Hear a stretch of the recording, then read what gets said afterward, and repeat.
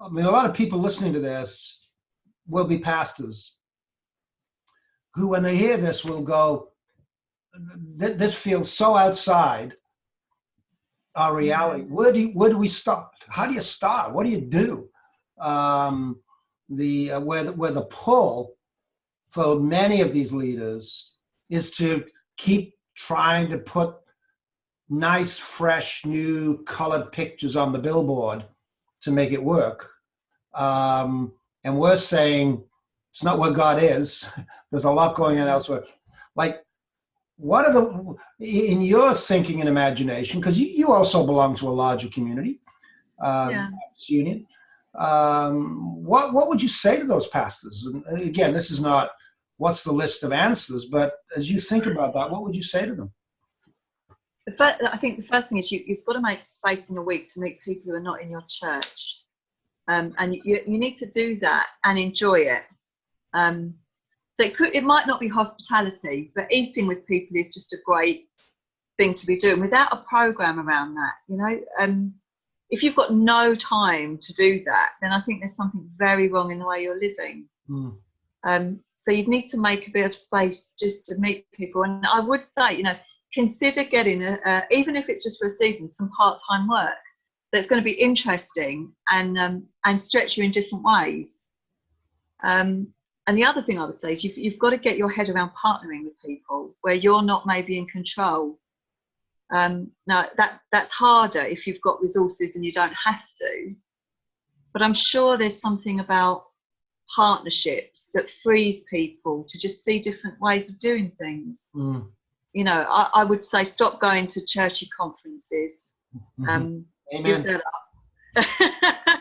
And instead maybe go and do something great with people who you've got a lot in common with, but maybe not your faith, without an agenda, but just to get to know people and to let yourself be a more human version of who you are and not a kind of professional Christian version of who you are. You might be a nicer person if you do. I can assure you will be. Yeah. Do you think is that what kind of you would say? You know, just exactly. make some practical changes. Get out of the box a bit and let yourself be a real rounded, informed. Read novels, for goodness sake. You know, stop reading all the stuff in your denomination. Read some novels. Read some history. Travel a bit, maybe. I don't know, but you know.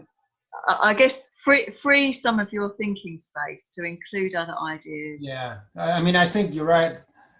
That space, open up the space outside of all that busy church stuff to be present in the community and neighborhood. Yeah. What about, I mean, you described yourself as a community theologian. And if I hear that and I go, Sally, how might I go about being a community theologian? What would be involved in that? You have to listen to people. Yeah.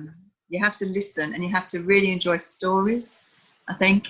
And you have to be willing to kind of, I was really shaped by, Latin American ideas of contextualizing the Bible in places that are seeking justice. I think it'd be quite hard to do in a place that was a bit,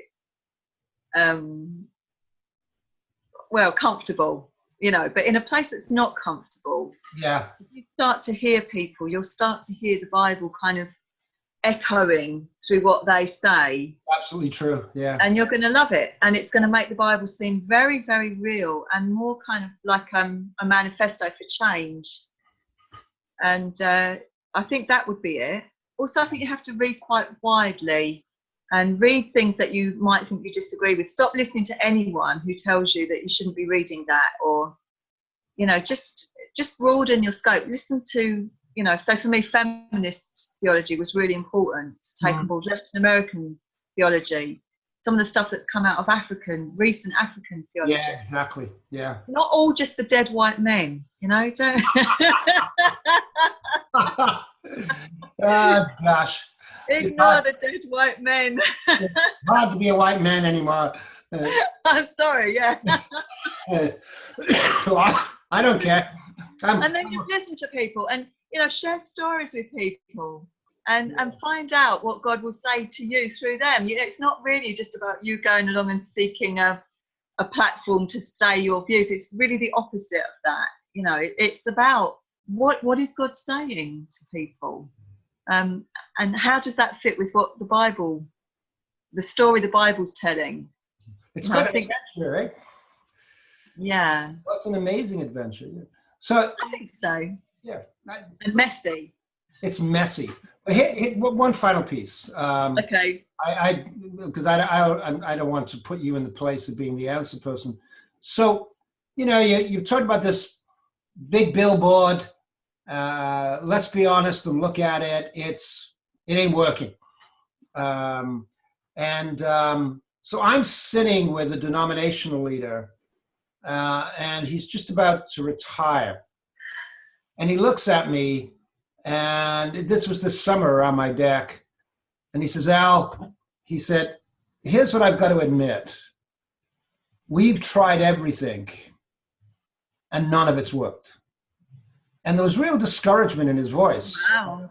And probably he could allow himself to have that discouragement because he didn't need to try anymore. Right? But there are a lot of denominational leaders who still need to try and feel responsible.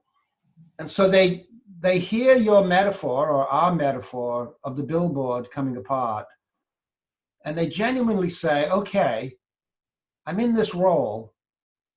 What do I do? What comes to your mind? Again, I'm not asking you to, here's 5 answers, but what comes to your mind for a denominational leader? I guess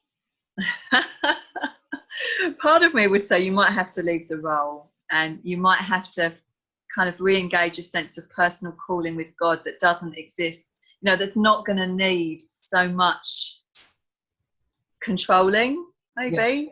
Yeah. Or if you're a person of real influence, maybe you need to be looking to be part of a conversation that's going to be freeing to people that are coming into that. So telling them the truth about that actually we've been doing this and nothing's, you know, I think it would be very humbling to say that, wouldn't it?